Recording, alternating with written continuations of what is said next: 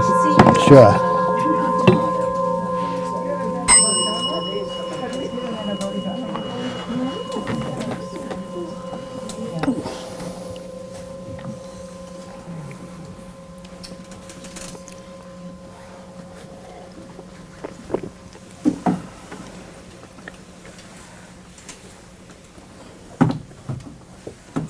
So welcome everyone.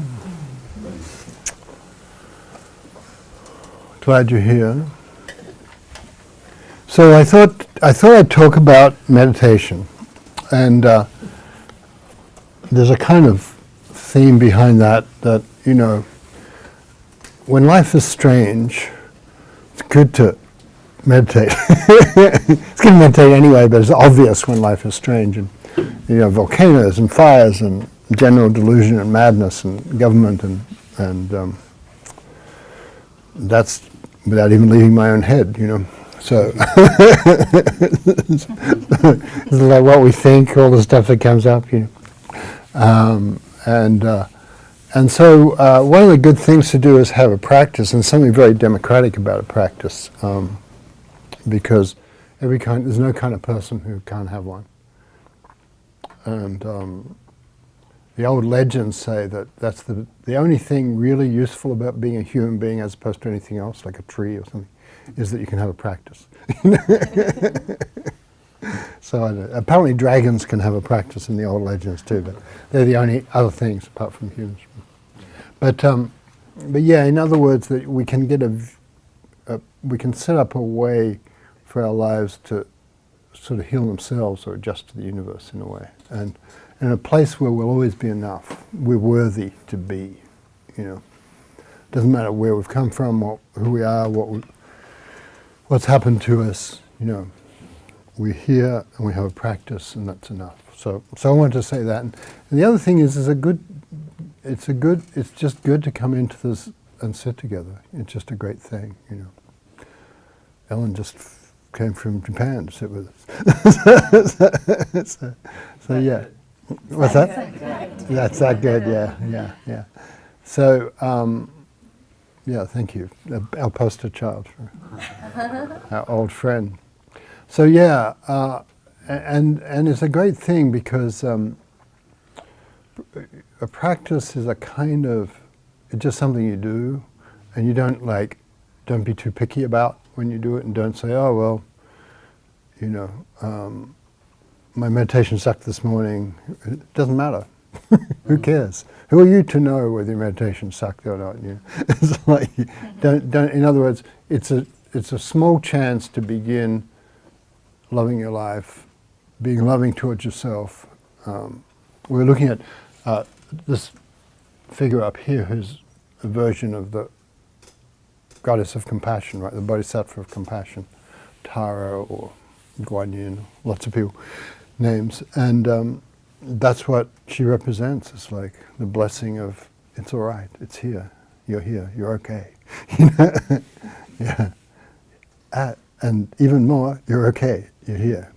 It's all right. No matter what you've been through, no matter what you're going through, it's all right, you know. And so the meditation is a place that will hold you in that way. And having a koan, having a sayings and stories, they then lead you through, you know, so they're really, and you can't really, you know, as well as being an opportunity to just, in a way, show up for your own life and have your life be blessed by the meditation, there's this other thing that happens where you can't, you know, this is kind of obvious and we say it a lot, but if meditation is something you can't do wrong, you know, then maybe you'll realize that you're not leading the wrong life. You're leading the right life too. Yeah. And that's good. You know, it's all right to be you. You know, and sometimes you get your shoelaces tied together, and that's called learning. So you know, and when I used to teach in medical schools, I had this thing about good judgment comes from experience. Experience comes from bad judgment. So it's like you can't be blaming yourself for bad judgment, because how else are you going to learn, right? You know, so yeah. So you got to be, and that's that kindness of great goddess, really. You know. here on the altar. And that's part of the spirit of meditation, that it's a place you can show up and you're welcome. You're at home. Yeah. So and then it's good to just show up, and it's good to do your meditation every day. It's good to show up with friends and sit like this, you know. And especially if you get discouraged or you think it's a hard time or whatever, show up, you know. Everybody's going through what they're going through, and that's all right. It doesn't make you less of a good human being, you know. For that. And so the koan says this in a kind of way where it's talking about technique of meditation. You know, where it says, what if I sweep away the dust? What if I keep cutting off all the thoughts and feelings that arise? What if I sweep things away? All the thoughts that come up in my mind, all the feelings, what if I don't pay any attention to them? Yeah. Which is kind of a powerful thing, you know, because as soon as a thought arises, we start taking orders from it. Or as soon as a feeling arises, we start living in its world, you know, which is not necessary, you know.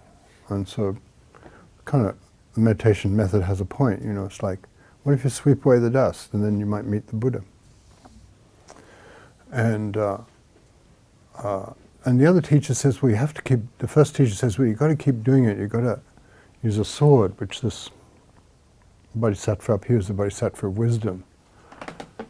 And it's sometimes shown riding on a lion, actually. But the one with he or she has a sword, kind of a bit androgynous, actually, that one. And you know, so you cut away the delusions and cut away the delusions. And so and that just really speaks to persistence, like, just keep showing up, you know. Keep showing up. And don't be too fussy about whether you've got the delusions or not. Just keep showing up. If you're picky, that's just another delusion, you know. So if you're judging yourself, that's another delusion. You know. Sometimes if you know, when I first started meditating, I couldn't sit still, you know. And so naturally I started meditating with some teachers who used to have you sit still for 2 hours at a time. I didn't know this when I signed up for them, but you know, and of course I wriggled, and that was all right. You know, that's how I learned to sit still, by wriggling. So yeah. So yeah, and then the other teacher says this great interesting thing. What if you sweep away the dust and meet the Buddha? And the other teacher says, Buddha has no country. Yeah. Where will you meet her or him? Where will you meet her? And so then that goes to that deeper question, well, who's sweeping away the dust? Who's Buddha? Yeah. And so you could hang out with that, where's Buddha or who's Buddha? And that would be a little question you could just follow, you could just walk through the day with. Who's Buddha? Where is Buddha? Right now, you know. Who's asking who's Buddha? And so all you have to do is, when you ask a question like that, that's the little core of the story that you carry with you as a meditation, and you can be sitting or not sitting, but if you carry that core of the story, it opens it gives you some oxygen and opens some space for you in your life, so that you're not getting crowded too much, you're not believing all the crowding thoughts and difficulties and that you might be running across, you know. Which are fine, and they're just part of your practice. But you're not thinking you have to achieve everything at once. You're just going to be patient with yourself, and that's really important. So, who's Buddha? Where's Buddha? And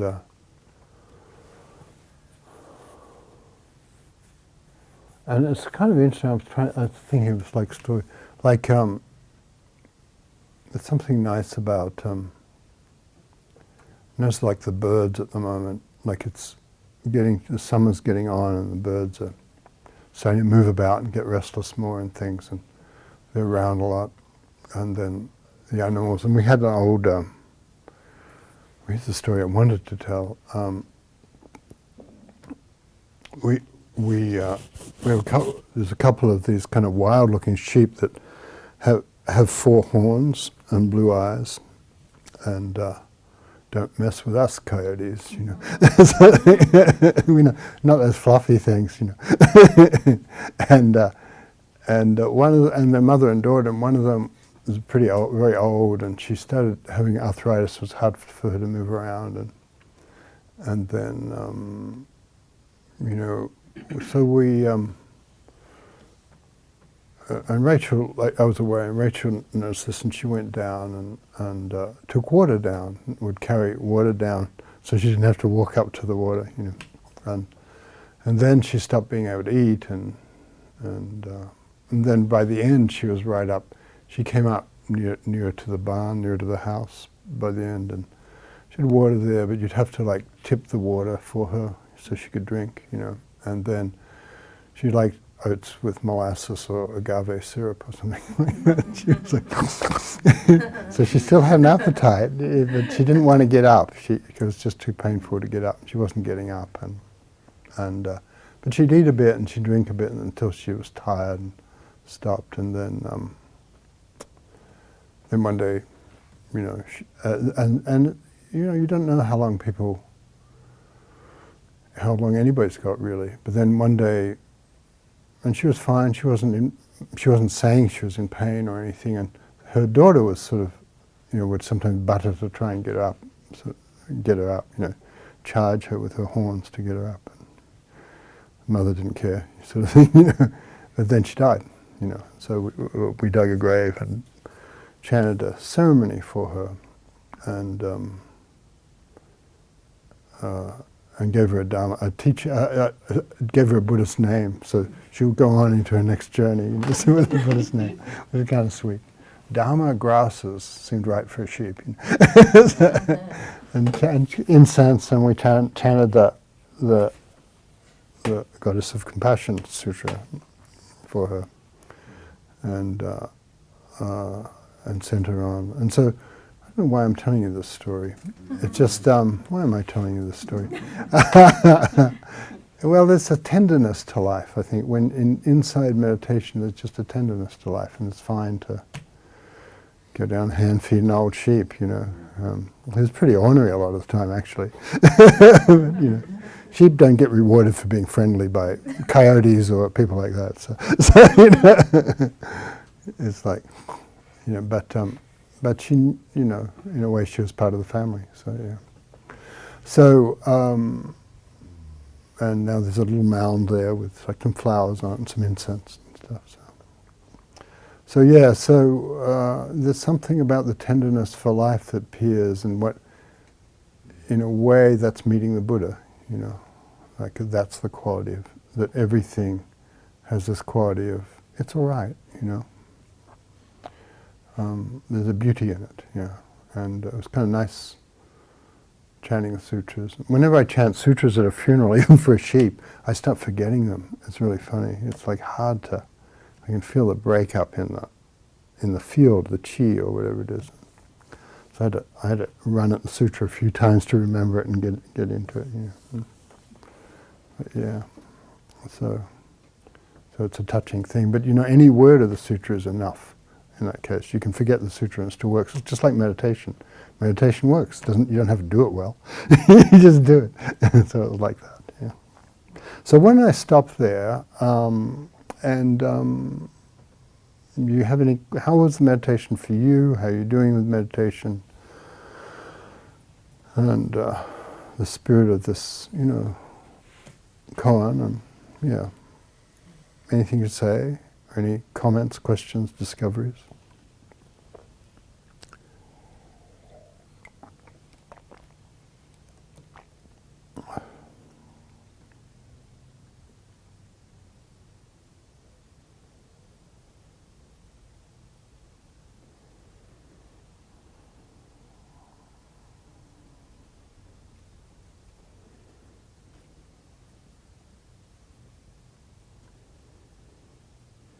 My name is Tyler. I'm just beginning like my meditation practice. I think it's been, you know, since the beginning of the year. But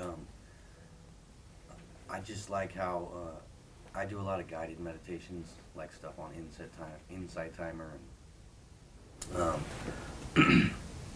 I like how you can't do it wrong, you know, and it helps me to have it helps me to have it guided, because I beat myself up. We all do, you know, we're our worst critics. But like for instance, I don't even know what a con is, but as you started explaining it and saying that it's a place to begin, and it like takes away from you know, your thoughts, that was very intriguing. And I'm just kind of pulled towards meditation in my life today, and I'm excited about it, and I just want to honor it. And I've been driving by this sign out here for a couple months now. And, you know what? That's kind of Finally, it got you. So last Monday I came to check it out with Angie, but we weren't able to sit, and so kind of made a commitment to come this week, and each week after that if I can. Good, well, good. It's kind of nice to feel like, oh, I'm studying meditation, and I put that whole thing of a journey of 1,000 miles begins with one step. Mm-hmm. You know? And so you just, you take the step, and then I'm on the path, and it doesn't matter where you are on the path, you're on the path, and it's sort of good enough, you know, and you're enough, you know. So that's nice, thank you. I'm glad to hear that.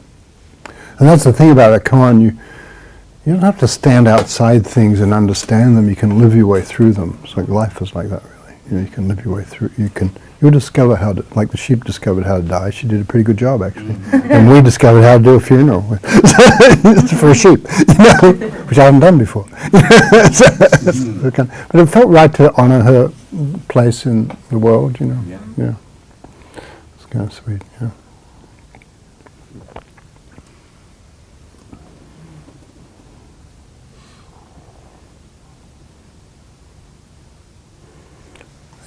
Yep. Well, I've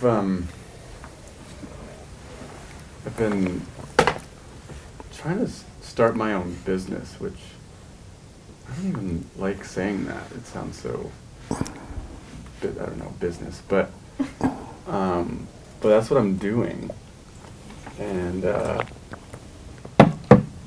luckily it's all on the internet. Like everything I need to know is all over the internet. I've been listening to a lot of Tony Robbins. I never was into Tony, and every time somebody talked about him, I just thought, you know, whatever. But there's something about it that has been inspiring me and encouraging me. I don't know. I'm. It's like this fun thing that I'm doing, and it's really hard. It's like I'm coming up against there's a lot of ups and downs, right? There's a lot of like, already it's only been 3 weeks, and I'm you know, it's incredibly difficult, and a lot of emotional stuff comes up. But for some reason it's really just like staying the course, you know. It's kind of like practice of what you're talking about. Some days I really don't want to do it. Some days it's like, what the hell am I even thinking? And maybe it's a couple days of that, and then after a couple days it's just like bam, like it just keeps coming out and keeps going. And so it's been kind of interesting to commit to something like that and see how it ebbs and flows, you know.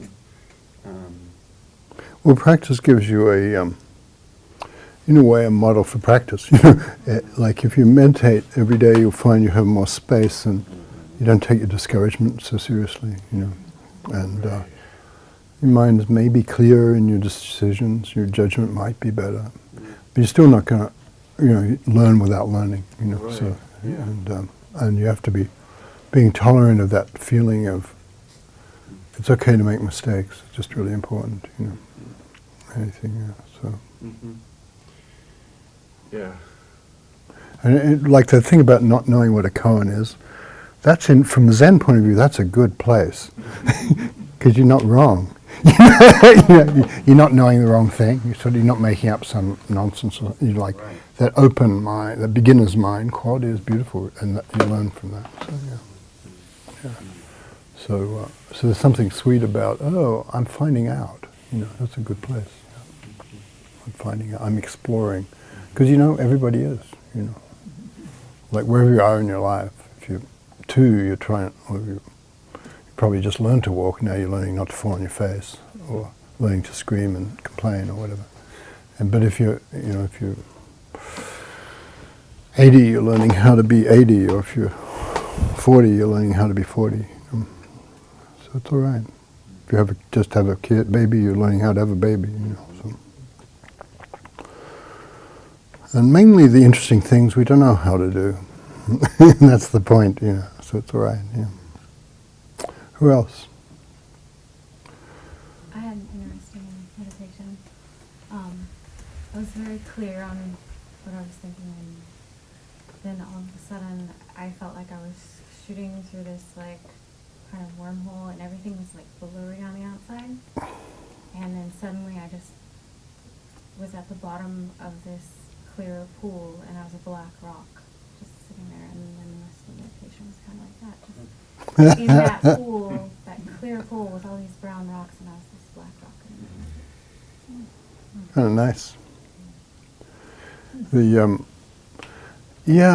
get these kind of helpful kind of visions in meditation, like that, and they're really images for, I suppose, how our mind's working and what possibilities there are. And that black rock's a great, intriguing thing because it's an ancient symbol for what's fundamental, and that comes up in people's meditation. So it's it's interesting that it did for you. Yeah. I just bought a huge set of hot stone massage. There we are. Black rocks are up for you. It's the fundamental thing, the fundamental earth, really. But it's sort of. I like that quality of the. Sometimes it gets very spacious, or sometimes it gets very deep. And in your case, the water is interesting too. Water and meditation have a lot, because the idea of, to do with each other. Because the idea of flowing through obstacles, flowing around, purifying and bathing. It's kind of nice image. Thank you. Yeah.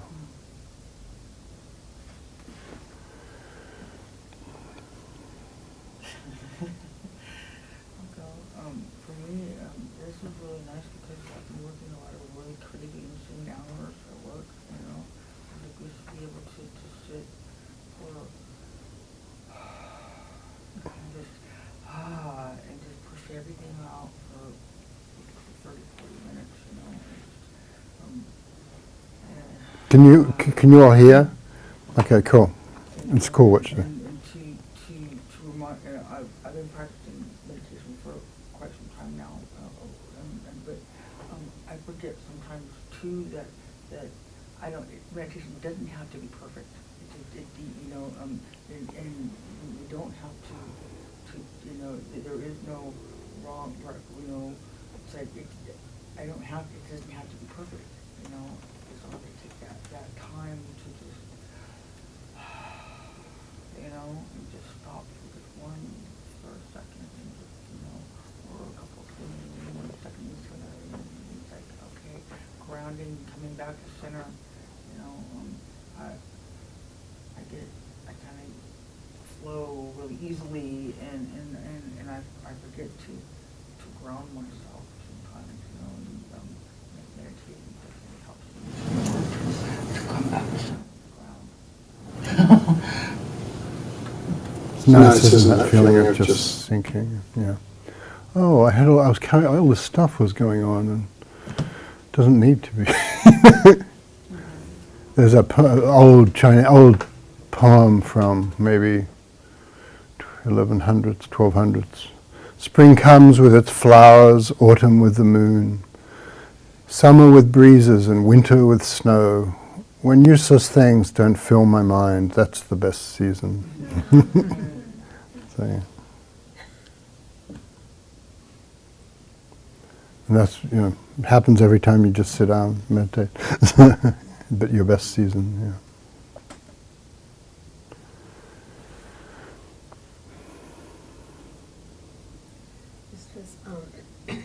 It seems this always is true, but again, this was the perfect koan for me in this moment today, because I feel like someone without a country, and it's been very much on my mind this last 2 weeks of where do I belong? I'm this dust floating around. And just sitting tonight, and it is something magical sitting with other people. It's a magic that I don't think anyone can explain. I just said, the Buddha has no country. Oh, Buddha has no country, that's okay. And just, instead of struggling with that and being uncomfortable with it and I've got to find the country where I belong, it's just, just sitting with it. So that's very... Excellent.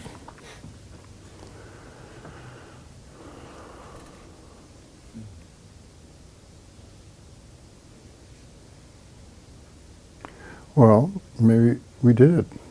And thank you very much for coming. As I said, it's a great thing to sit together, and in a way it's a significant thing, and it will change your life a little bit. And if you keep doing it, then it changes your life a little bit more. And although you can learn a lot of stuff sitting at home, and that's good, there's a kind of beautiful thing about the field you get when you come in and sit together, and the chi that everybody starts to...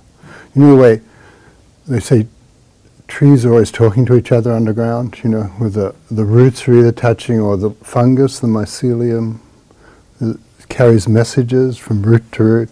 It's kind of like that. The roots are underground. We're connecting with each other, and it's a kind of good thing, and in a way it's a kind thing in that way, so it helps. That's what I want to say about that, yeah. So now we're going to do some announcements, and then we're going to do some sutras. So just a short couple of Zen songs. So could you do the Zen? Could you do the canon one instead of the Hakuin or something? Yeah. Okay. Thanks. Should we stop this stuff? No, the Kanzeon. Yeah. I mean, the song? Yeah. Can you do that?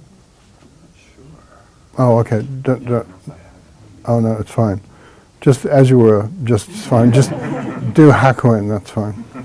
We have a song for this person here, but for the goddess. But if you don't do it right, it's sort of like stumbling into trees in the dark or something. So Announcements. yes. Hi. Announcements. So today's Monday. Next we have on Thursday from 12 to 1, there's meditation here. And Sunday from 10:30 to 12. There is a long retreat, a 5-day retreat in October in the Santa Cruz Mountains coming up. And if you want to join, be part of that, visitedzen.org has a description and sign up, and you can come part-time if you want. And there are scholarships if you ask early enough. What else to say? There is a sign-up sheet in the back, and if you spell your email address correctly and legibly, we will be able to get a weekly email from us telling you what we do and what we're doing. There is a box by the door that says donations, and if you put money in there, we'll probably be here next week. That may be important. So, being a nonprofit, we rely on our donations. So, thank you. Thanks for being here. Thank you.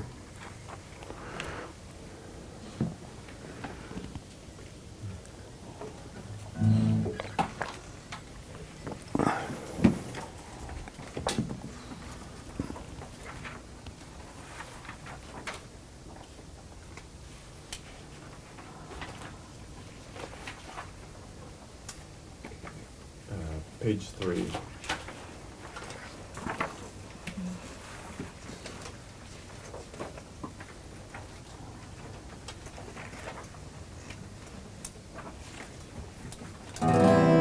I take refuge In awakening, I take refuge in the way. I take refuge in my companions.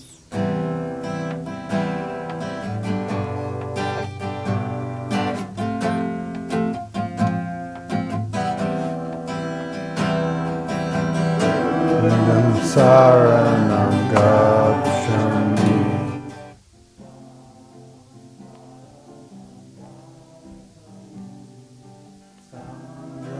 Saranam Gacchami. Dhammam Saranam.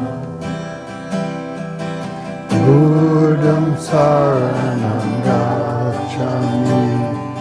Dhammam Saranam Gacchami. Sangham Saranam Gacchami. Buddham Dhammam Sangham.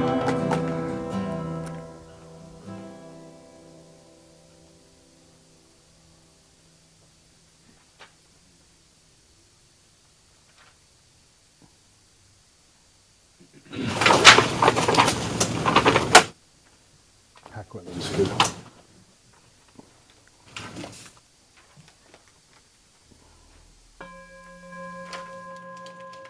Praise song for meditation. Page 8. Page 8.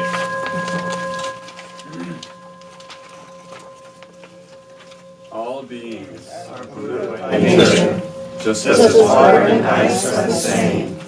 Without water, there is no ice. Outside of beings, no Buddha.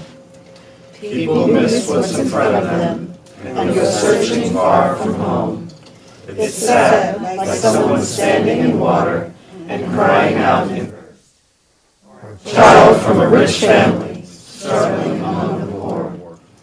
We cycle through heavens and hells because we keep setting out on the dark roads of ignorance. Dark road after dark road. When will we be free from birth and death? Meditation can't be praised enough. The good effects of generosity and discipline, prayer, self-reflection, and practice have their source in meditation. With what you gain from just one sitting, all your crimes are wiped away. Then where are those heavens and hells? The pure land comes near. If this way moves you, the first time you hear it, and you simply follow it, endless blessings come to you. Even more, if you turn the light inward and witness your own nature, which is empty nature, you go beyond any doctrine. The gate opens, cause and effect are one. There's no two, no three. The formless form comes into form. Going or returning, we're in the right place. Thinking thoughts without thought, singing and dancing are the voice of the way. The vast emptiness of deep meditation, the brightness of the bright moon of wisdom. Is anything missing from this moment? Nirvana appears before us. This very place is paradise. This very body, the Buddha.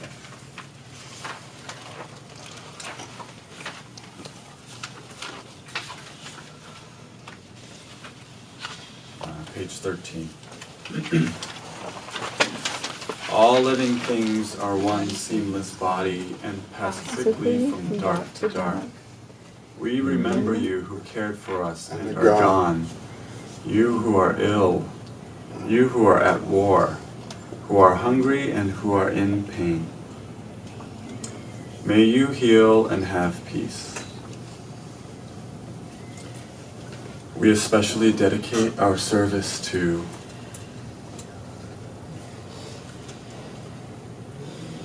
Dharma grasses.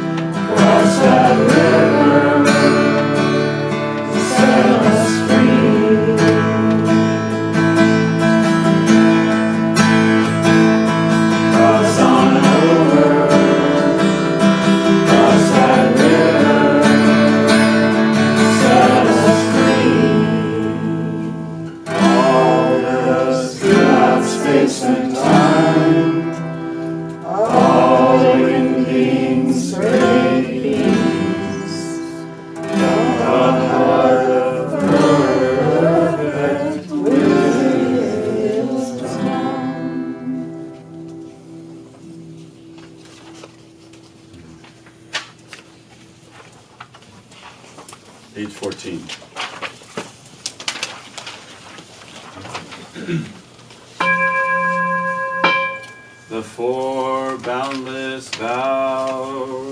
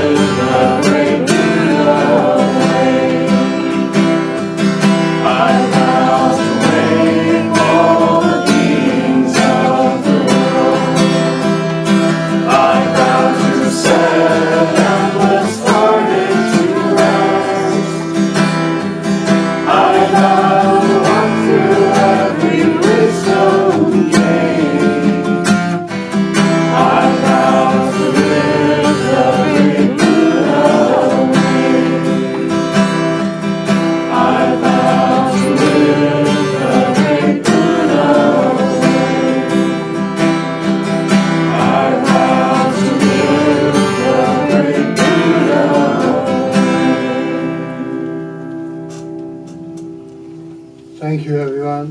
Thank you. Okay. Where will you meet the Buddha? Okay. Good night.